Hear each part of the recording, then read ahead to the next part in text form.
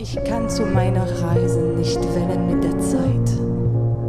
Muss selbst den Weg mir weisen in dieser Dunkelheit. Es zieht an Modenschatten als mein Gefährte mit und auf den weißen Matten. Eine Winterreise propose une double réécriture de l'œuvre de Franz Schubert. D'un côté, il y a une réécriture scénique qui fait dialoguer les mots de Wilhelm Müller avec des expériences d'enfermement physique et mental, et d'autre part une réécriture musicale qui confronte cette œuvre phare du romantisme allemand avec les musiques actuelles, électroniques et improvisées.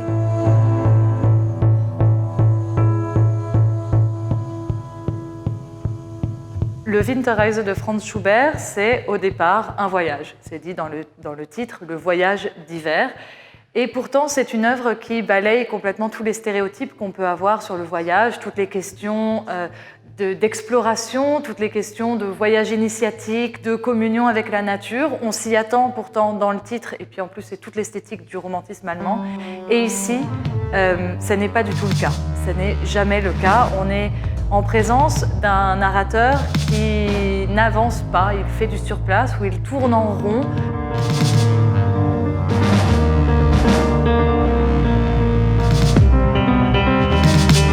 Ce paysage qui est du coup tout à fait blanc ressemble presque à un cube blanc, à une cellule dans laquelle on tourne en rond sans jamais voir autre chose que des murs qui sont pour jamais blancs.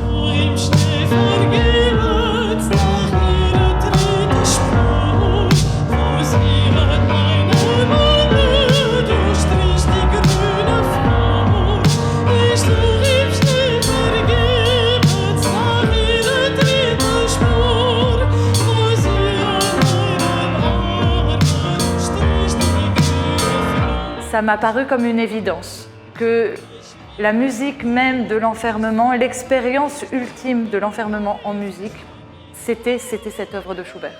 Ce questionnement autour de l'enfermement va être le fil rouge qui va accompagner un travail au long cours avec différentes personnes pour partager cette réflexion sur qu'est-ce que veut dire l'enfermement dans nos expériences respectives.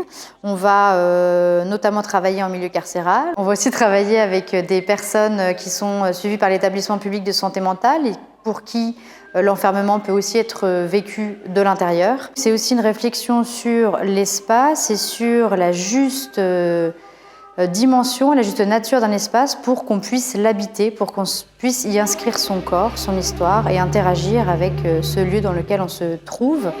L'enfermement étant une façon très spécifique de s'inscrire dans un espace puisqu'il y a une contrainte en fait. Une contrainte qui peut être matérielle, qui peut être une barrière psychologique. Pélican blanc dans l'armoire en bronze, circoncis depuis des années. Regard en coin, coin, fait la blonde. Elle s'en va glisser dans la nuit.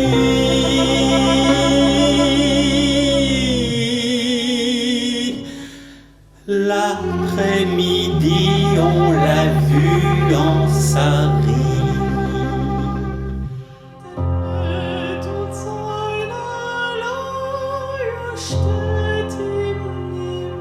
L'idée, c'est de jouer les 24 leaders, mais pas forcément dans l'ordre qui est prévu à la base, et pas forcément en les jouant intégralement. On peut très bien imaginer qu'un des leaders soit sujet à une évocation qui soit de l'ordre d'une image, d'un court extrait vidéo ou d'un arrangement de 5 ou 6 secondes. La relecture musicale que propose l'équipe artistique autour de ce Winterreise se joue complètement de la chronologie et de la temporalité normale de l'œuvre et fait du temps cyclique un terrain de jeu. Ça, pour la mise en scène, c'est un élément extrêmement intéressant puisque ça veut dire qu'on va pouvoir s'inscrire à des endroits extrêmement denses et compressés. On va pouvoir aussi s'inscrire dans des moments de suspension qui vont laisser la place à la parole ou à la contemplation. ces 24 tubes du classique qui s'enchaînent les uns les autres. Mais on aborde cette œuvre avec notre son et avec aussi cette idée de la tolérance 100%. Ça veut dire que tout ce qui peut arriver dans un morceau est accepté. C'est là parce que c'est.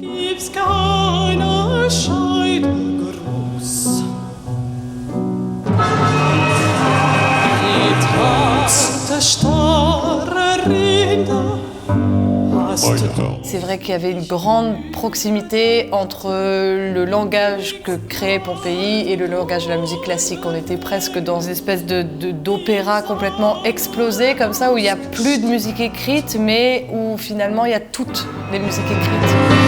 In deine Decke grab ich mit einem spitzen Stein den Namen meiner Liebsten und Stund und Tag hinein. Le fait de donner voix à ce personnage avec deux interprètes permet un peu d'explorer la multiplicité des facettes de ce personnage. On a un peu comme un ange et un démon sur nos épaules. On a deux approches complètement différentes de ce personnage, qui est d'ailleurs asexué, puisqu'il y a une voix masculine et une voix féminine. Ces deux voix vont donner aussi à ce personnage un caractère omniscient, c'est-à-dire qu'il est en dehors de l'action, il l'observe d'en haut. C'est comme si ce personnage était dans l'incapacité de vivre sa vie et il la vivait avec une telle distance qu'il ne ressentait plus rien. Il est comme ce paysage qui n'a plus saveur ni couleur.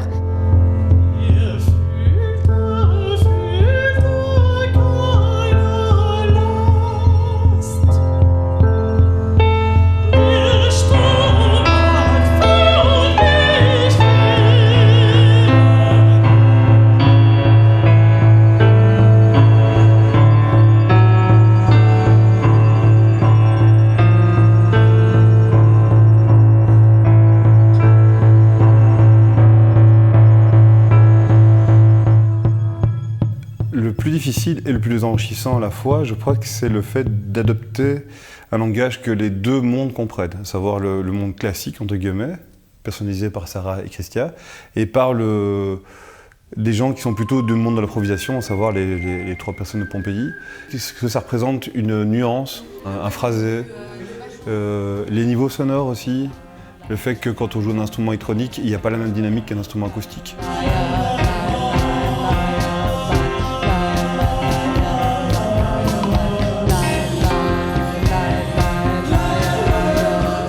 Pour moi, c'est quelque chose de nouveau. Il y a plein de personnages, il y a plein d'endroits à écouter, à regarder. C'est un côté magique, parce que tu sais jamais, finalement, il y a des trucs qui arrivent spontanément et il y a toujours une surprise. Ça rend la musique magique, en fait.